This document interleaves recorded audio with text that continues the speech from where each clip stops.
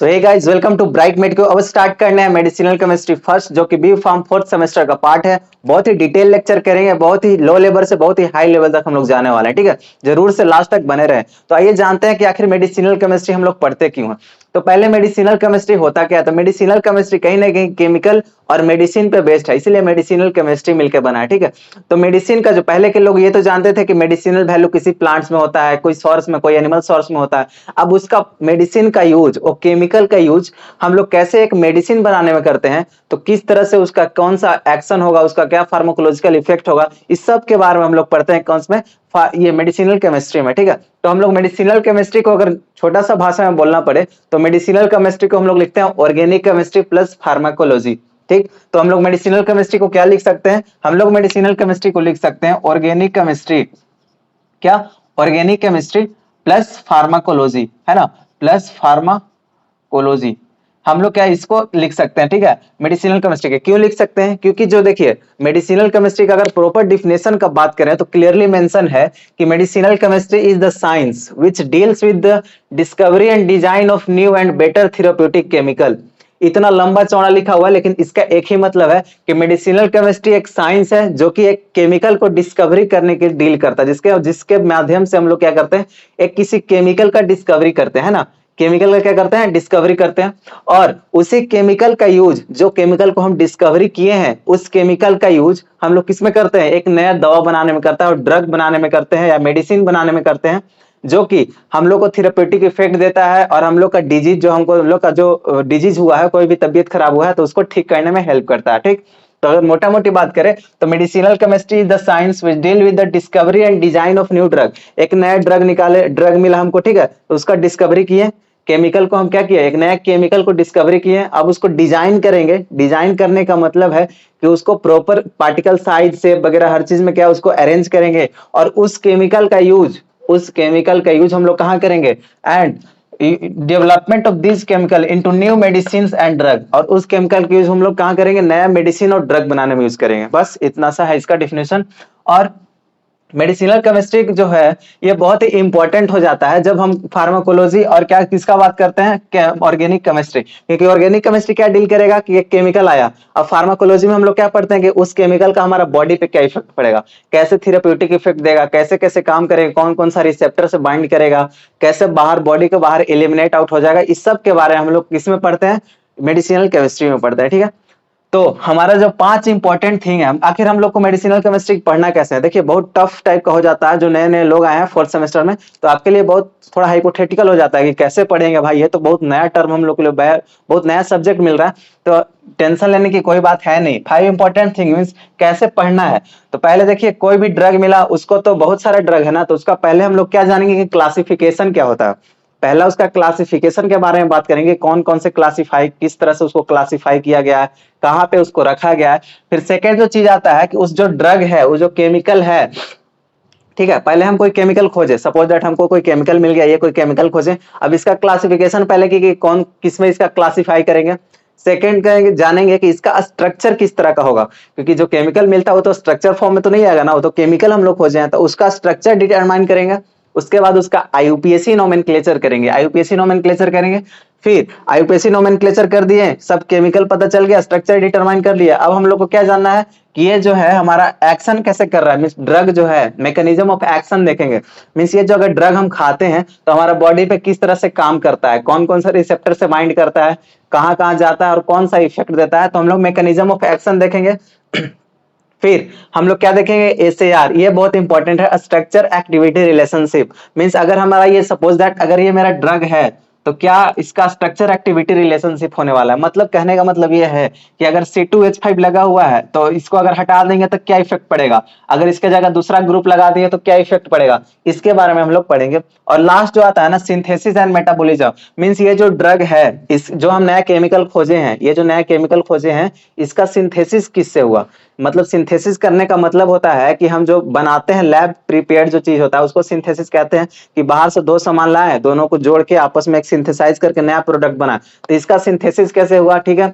अब सिंथेसिस तो हो गया, अब जब हम खाएंगे बॉडी में जाएगा तो इसका मेटाबॉलिज्म किस तरह से होगा, इसके बारे में भी हम लोग क्या करेंगे, पूरा पढ़ेंगे डिटेल में। मींस ये जो है इसका स्केलेटन यही है कि classification, structure and IUPAC name, mechanism of action, structure, activity, relationship और सिंथेसिस एंड मेटाबॉलिज्म, इस सब के बारे में हम लोग डिटेल में पढ़ेंगे इसमें, ठीक है। तो पहला हम लोग क्या पढ़ते हैं, जैसे अगर एग्जांपल की अगर आपको बात से बताया जाए कि कैसे पढ़ेंगे हम लोग इसको, तो अगर हम बारबिचुरेट्स का एग्जांपल लेते हैं, आप जानते हैं बारबिचुरेट्स क्या देता है, सीडेटिव हिप्नोटिक्स एजेंट है, ठीक है। तो क्या करेंगे, बारबिचुरेट्स अगर हम लेते हैं, मींस अगर बारबिचुरेट्स का एग्जांपल है तो इसको क्लासिफिकेशन पहले करेंगे। पहले हम क्या पढ़ने वाले हैं, क्लासिफिकेशन, मींस कि पहले हम इस ड्रग को क्या कर रहे हैं, क्लासिफाई कर रहे हैं। तो क्लासिफाई कर, बारबिचुरेट्स का बहुत सारा पार्ट होता है, फेनोबारबिटोन, मेफोबारबिटोन, वेनो, ठीक है, और क्या होता है, और होता है हेक्सोबारबिटल, फेनोबारबिटल, ये सब बारबिचुरेट्स के बहुत सारे टाइप्स हैं।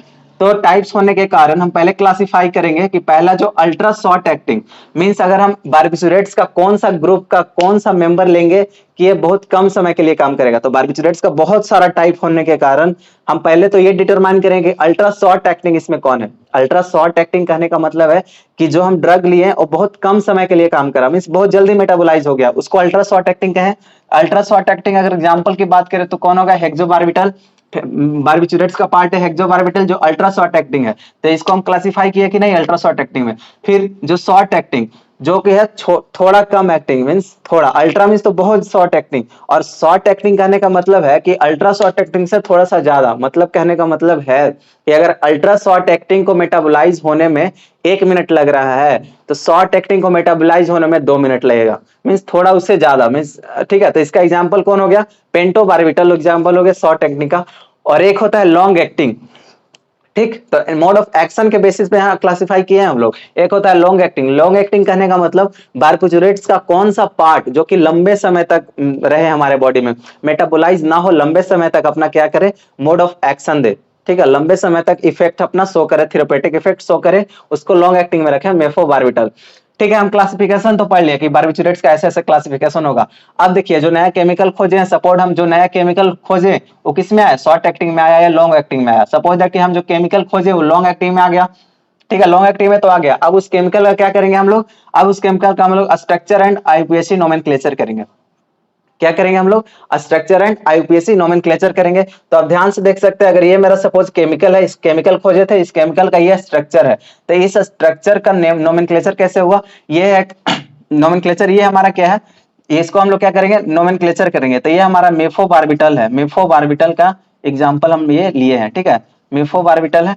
इसको देखिए, पहले ऐसे अगर ग्रुप लगा हुआ था, पहला एक स्टार्टिंग तो नोमेनक्लेचर यहां से करेंगे 1 2 3 4 5 6, ठीक है, 6 करेंगे। अब इसका नोमेनक्लेचर करने के कारण 5 पे इथाइल लगा हुआ है, 5 पे इथाइल है C2H5, 1 मिथाइल, 1 पे हमारा क्या है, मिथाइल है, इसको हम एन मिथाइल भी कह सकते हैं, और 5 पे फेनाइल, 5 पे फेनाइल, फिर बारबिचूरिक एसिड। ये जो इतना जो टर्म है, इतना जो दिख रहा है आपको, इतना, ये क्या है, एक बारबिचूरिक एसिड है ना, बारबिट्यूरिक एसिड है, इतना बारबिचूरिक एसिड है, ठीक है। इसको अगर हटा दे सारा ग्रुप को तो बारबिचूरिक एसिड बन जाएगा। तो इसका ये आईयूपीएसी नोमेनक्लेचर हो गया। इसको आपको याद नहीं करना है, ये बस मैं समझाने के लिए आपको इंट्रोडक्टरी पार्ट में बता रहा हूं, है ना। तो चलिए, अब इसका ये तो देख लिया स्ट्रक्चर एंड आईयूपीएसी नेम। अब हमको क्या देखना है, अब हमको देखना है कि मैकेनिज्म ऑफ एक्शन, काम कैसे करेगा। मैकेनिज्म ऑफ एक्शन कहने का मतलब, देखिए हम बारबिचुरेट, सपोज हम कोई बारबिचुरेट्स खाएं, तो बारबिचुरेट्स खाने के बाद क्या होगा कि हमारा जो अल्फा और बीटा साइट है, गावा रिसेप्टर क्लोराइड चैनल कॉम्प्लेक्स, ध्यान से समझना इसको। देखिए हमारे बॉडी के क्या होता है, चैनल होता है ना, बॉडी के सेल में क्या होता है, चैनल होता है। सपोज ये कोई क्लोराइड चैनल है, क्लोराइड चैनल है, तो हमारा बारबिचुरेट्स है, ये कहाँ जाएगा, ये जो क्लोराइड चैनल है ना, इस पे क्या होता है, जो क्लोराइड चैनल इस तरह से बनता है, देखिए ध्यान से, इस तरह सपोज दैट कि मेरा कोई क्लोराइड चैनल बना हुआ है, इस पे होता है क्या, एक होता है इस पे गावा रिसेप्टर, ये सपोज दैट मेरा गावा रिसेप्टर है, ये क्लोराइड चैनल के ऊपर गावा रिसेप्टर, और गावा रिसेप्टर के ऊपर क्या होगा ना, एक होगा अल्फा साइट और एक होगा बीटा साइट, ये हमारा अल्फा, ये हमारा बीटा साइट। तो हम जो बारबिचुरेट्स खाएं तो हमारा ब्लड से थ्रू डिस्ट्रीब्यूट होकर कहा गया, हमारा सेल के पास गया, जो किसके पास है, एक क्लोराइड चैनल का गावा रिसेप्टर से इसके अल्फा या बीटा साइट पे क्या करेगा, बाइंड करेगा, ठीक, अल्फा या बीटा साइट पे क्या करेगा, बाइंड करेगा। Bind to alpha and beta site of GABA receptor chloride channel complex. क्यों कहा गया GABA receptor chloride channel complex? क्योंकि ये क्या है, ये देखिए ये सब गाबा रिसेप्टर, ये गाबा रिसेप्टर है और ये क्या है, क्लोराइड चैनल है, ये क्लोराइड चैनल है। तो इस पूरा कॉम्प्लेक्स मिलकर बना के रहा है कि नहीं, ये क्लोराइड चैनल भी मिलकर बना रहा है, गाबा रिसेप्टर भी है और अल्फा बीटा साइट भी है। तो अल्फा बीटा देखिए क्लोराइड चैनल, ये गाबा रिसेप्टर, अल्फा बीटा कॉम्प्लेक्स बनाया कि नहीं, बिल्कुल बनाया। ठीक है, तो इसमें क्या करेगा, बारबीटूरेट से यहाँ से अल्फा या बीटा साइट पे अगर बाइंड किया, ये मेरा अल्फा या बीटा साइट है, यहाँ अगर सपोज दैट कि कोई बारबीटूरेट्स आया, इस पे क्या किया, बाइंड कर दिया और कॉम्प्लेक्स बना लिया। अब कॉम्प्लेक्स बनाने के कारण क्या होगा ना कि ये जो क्लोराइड चैनल है ये बंद नहीं होगा, ये खुला हो जाएगा, पूरा ओपन हो जाएगा इस तरह से। ओपन होने के बाद क्या होगा कि इसका क्लोराइड का क्या होगा, क्लोराइड का कंडक्टेंस बढ़ जाएगा। कंडक्टेंस मतलब क्लोराइड जो है आसानी से अंदर बाहर आसानी से कर सकता है, आसानी से उसका पंप जो है ओपन रह जाएगा। पंप ओपन रहने के कारण मेम्ब्रेन क्या होगा, हाइपर पोलराइज होगा। हाइपर पोलराइज मतलब कि अगर माइनस जो है, जो Cl माइनस के फॉर्म में है, वो क्या करेगा, बहुत बाहर चला जाएगा, बहुत बाहर चला जाएगा, तो बाहर माइनस माइनस माइनस माइनस पूरा हो जाएगा और अंदर प्लस प्लस प्लस प्लस हो जाएगा। तो हाइपर पोलराइज हो गया कि नहीं, देखिए पोलैरिटी कितना बढ़ गया। पोलैरिटी जानते हो कि नहीं, कि पोल बनाता है, जो प्लस चार्ज और माइनस चार्ज दोनों बल्क में हो तो उसको पोलैरिटी कहते हैं। तो हाइपर पोलराइजेशन कहने का मतलब यही है कि पोलैरिटी कितना बढ़ गया, प्लस प्लस चार्ज बढ़ गया, माइनस माइनस बहुत ज्यादा जो है। Cl बैलेंस पहले क्या रहता था, एक मेम्ब्रेन है तो प्लस माइनस, ठीक है, इस तरह से बैलेंस रहना पड़ता था उसको। लेकिन यहाँ पे क्या होगा, पोलराइजेशन बहुत अधिक हो गया। ठीक है, अब बहुत अधिक होने के कारण कैसा देगा हमको, सीडेशन इफेक्ट देगा। सीडेशन मतलब आराम से काल्मनेस, ऐसे करके हम क्या करेंगे, बेड पे जाएंगे तो आराम से सो जाएंगे। तो इसीलिए क्या करते हैं, बारबिटूरेट्स को सीडेटिव और हिप्नोटिक एजेंट कहते हैं, जो कि ऐसे काम करता है, इस तरह से करता है। तो हम लोग क्या देख लिए, हम लोग मैकेनिज्म ऑफ एक्शन देख लिया। अब हम लोग क्या बात करने वाले हैं, स्ट्रक्चर एक्टिविटी रिलेशनशिप के बारे में बात करने वाले हैं। ये क्या है, structure activity relationship? SAR means structure activity relationship, यही होता है SAR। ठीक है, इसका कहने का मतलब है कि अगर हम इस ग्रुप को हटा दिए सपोज दैट, इस तो इस क्या इफेक्ट पड़ेगा, अगर इसके जगह कुछ और ग्रुप ले आए तो क्या इफेक्ट पड़ेगा। तो ACR में वही कह रहा है कि ब्रांच साइक्लिक और अनसैचुरेटेड चैन। ब्रांच आप सभी जानते हो ये कैसा है, ये कैसा ग्रुप है, ये ब्रांच ग्रुप है ना, ब्रांच लिंक लगा हुआ है। ब्रांच हो गया या फिर साइक्लिक हो गया या फिर अनसैचुरेटेड, डबल बॉन्ड या ट्रिपल बॉन्ड। अनसैचुरेटेड चैन एट कार्बन नंबर 5 इस पोजीशन पे अगर ब्रांच लग जाए, ब्रांच चैन लग जाए, साइक्लिक लग जाए या अनसैचुरेटेड कोई भी चैन लग जाए, ठीक है, तो क्या होगा, शॉर्टेड ड्यूरेशन ऑफ एक्शन। मतलब ये जो हम ड्रग जो खाएंगे ना, अगर इस ग्रुप पे क्या लग जाए, अगर ब्रांचिंग हो जाए या फिर साइक्लिक हो जाए या फिर अनसैचुरेशन आ जाए, तो क्या होगा, हम अगर इसका ड्यूरेशन ऑफ एक्शन क्या होगा, घट जाएगा।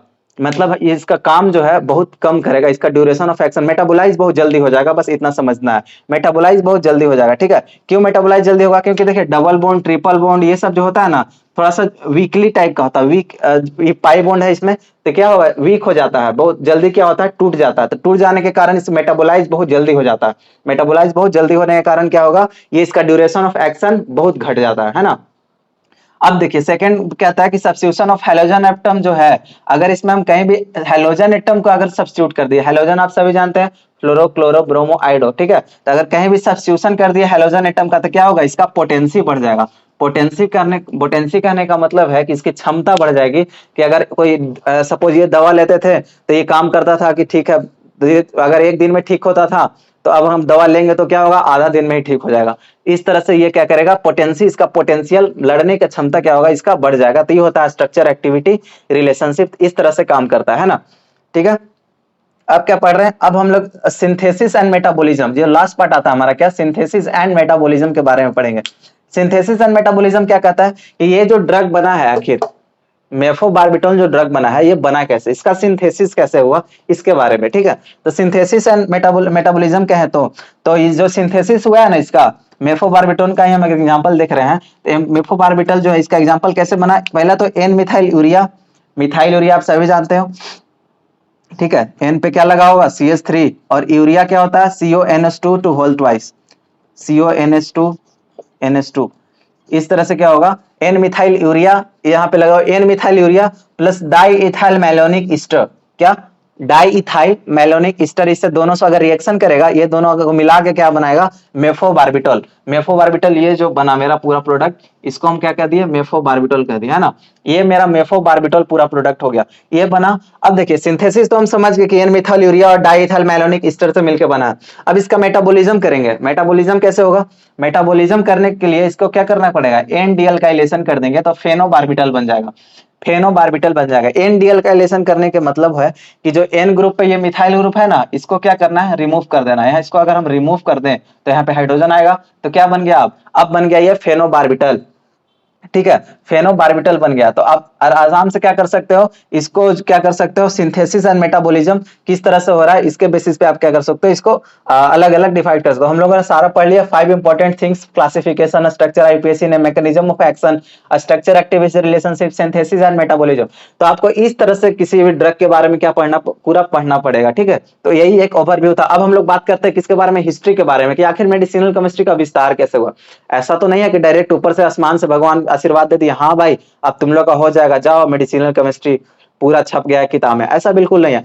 साइंटिस्ट जो थे ना, साइंटिस्ट पूरे जोर शोर से लगे हुए थे कि मेडिसिनल केमिस्ट्री कैसे, स्ट्रक्चर, एक्टिविटी, रिलेशनशिप, आप समझ रहे हो, स्ट्रक्चर बनाना, उसका एक्टिविटी चेक करना कितना बड़ा काम होता है। तो कैसे हुआ, आइए जानते हैं। अब हम बात कर रहे हैं हिस्ट्री के बारे में, ठीक है, हिस्ट्री ऑफ मेडिसिनल केमिस्ट्री, मतलब मेडिसिनल केमिस्ट्री का शुरुआत कैसे हुआ इसके बारे में। तो देखिए बहुत पहले से इसके लिए प्रयास चल रहा था। अगर आप हिस्ट्री पूछा जाए ना, तो हिस्ट्री में आप क्या लिख सकते हो, तो सबसे पहले तो ओल्डेस्ट डॉक्यूमेंट, सबसे पहले ओल्डेस्ट डॉक्यूमेंट कौन था, पैपायरस इबर्स, इजिप्टियंस के द्वारा एक लिखा गया पैपायरस इबर्स, जिसके अंदर 870 फार्मूले थे, ठीक है। तो ये सबसे पुराने डॉक्यूमेंट था। एक यहाँ पे मेंशन नहीं है, लेकिन आपको ये याद रखना है, ठीक है। सबसे पुराने डॉक्यूमेंट्स कौन से, पैपायरस इबर्स थे हमारे थे, ठीक है। उसके बाद कौन है, उसके बाद अगर बात करें तो हमारे क्या आ सकते हैं, बहुत सारे प्लिनीज फार्माकोपिया आया था। प्लिनीज फार्माकोपिया जो कि एक किताब में था, जिसके बारे में सारा जिक्र किसका था, हर्बल ड्रग का जिक्र था।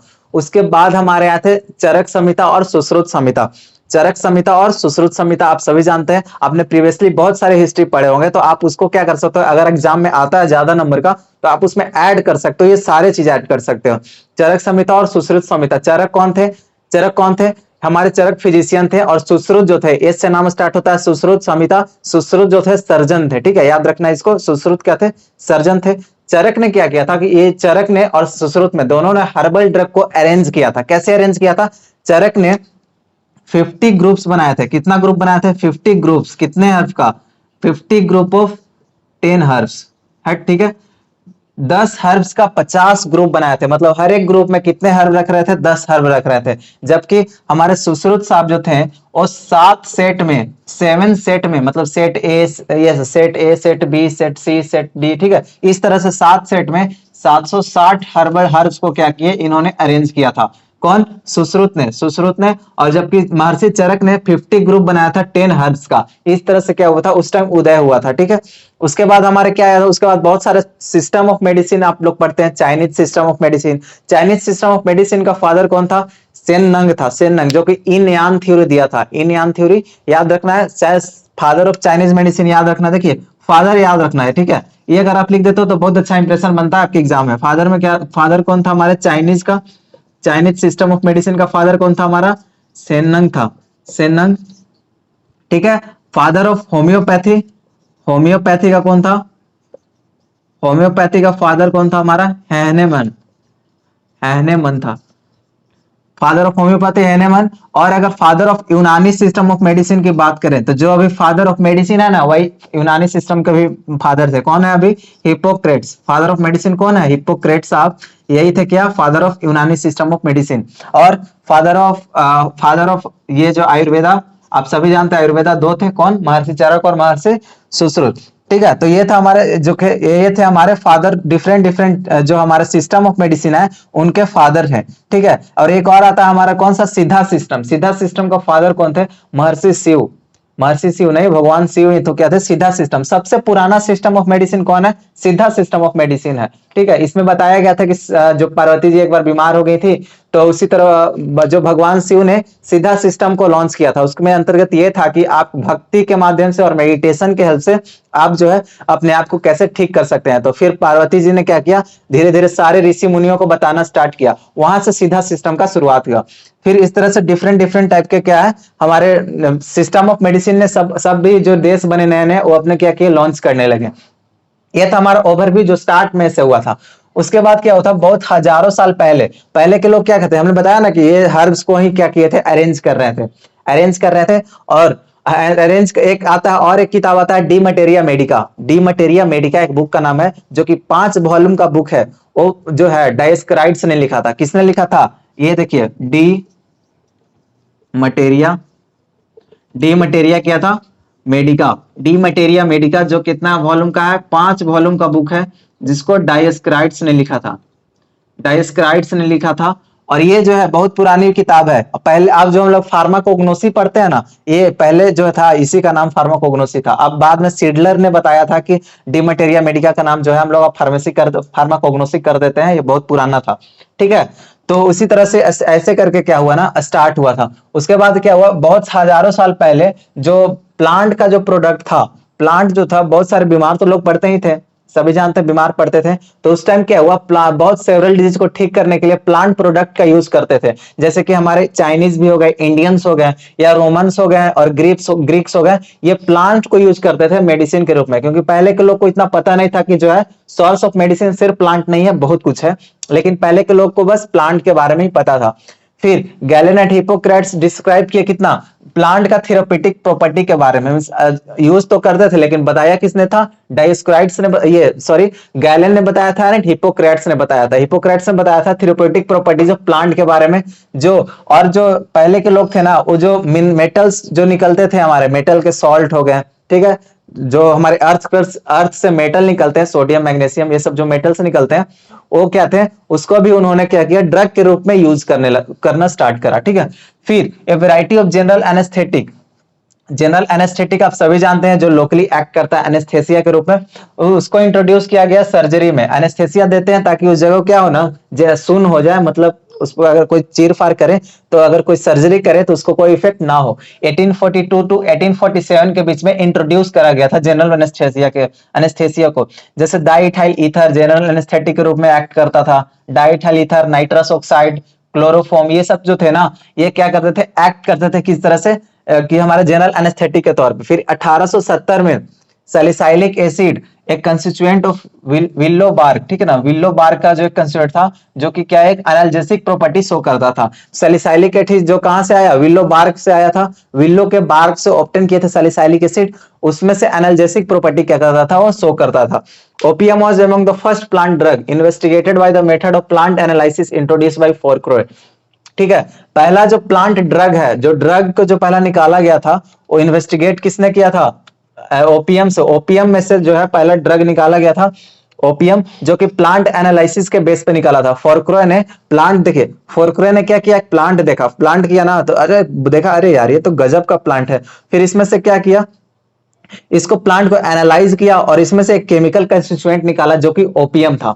ओपियम को क्या किया उन्होंने, निकाला, वो पहली बार उसने ऐसा ही किया था। फिर बाद में क्या है, सर ट्यूनर आए, जिन्होंने बताया कि ओपियम से हम क्या कर सकते हैं, नारकोटिक प्रिंसिपल भी है उसका, नारकोटिक प्रिंसिपल, जो नारकोटीन जो बनता है, ठीक है, ओपियम से नारकोटीन जो बनाते हैं, जो कि सीएनएस स्टिमुलेंट का काम करता है, जो सेंट्रल नर्वस सिस्टम को काल हमारा बॉडी को कर देता है। ठीक है, जैसे नशा वशा भी होता है जो इससे, और इससे जो ऑप्टेन होता है उससे बनाया जाता है। उन्होंने बताया कि जो नारकोटिक प्रिंसिपल है ओपियम का, ये अल्कली जैसा प्रॉपर शो करता है, मतलब इसको अल्कलाइड्स के अंदर रखा गया। अल्कली क्या होता है, बेस, बेस जनरली मान लो, लेकिन अल्कली का प्रॉपर डिफिनेशन बेस नहीं होता है। अल्कली का प्रॉपर डिफिनेशन होता है water soluble base is called alkali. वैसा बेस जो कि वाटर सोलुबल हो उसको अल्कली कहते हैं। ठीक है, तो बेस अल्कली के जैसा प्रॉपर्टी शो करता है, उन्होंने बताया।